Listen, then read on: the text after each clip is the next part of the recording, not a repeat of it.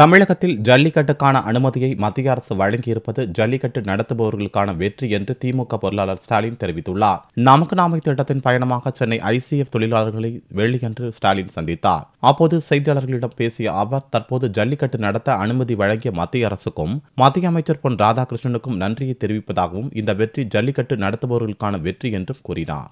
இப்பொழுது நடத்தப்படும் என்ற ஒரு செய்தி மத்திய அரசு அதற்காக அறிவிப்பு வெளியிடப்பட்டிருக்கிற செய்தியை பார்க்கிற போது நான் நல்லபடியாக மகிழ்ச்சி அடைகிறேன். திமுகவின் சார்பில், குறிப்பாக தலைவர் கலைஞர் அவர்களின் சார்பில் அதற்கான முயற்சியில் முழுமையாக ஈடுபட்ட மத்திய அரசுக்கு, குறிப்பாக அமைச்சராக இருக்கக்கூடிய பொன் ராதாகிருஷ்ணன் அவர்களுக்கு என்னுடைய நன்றியை நான் தெரிவித்துள்ளேன்.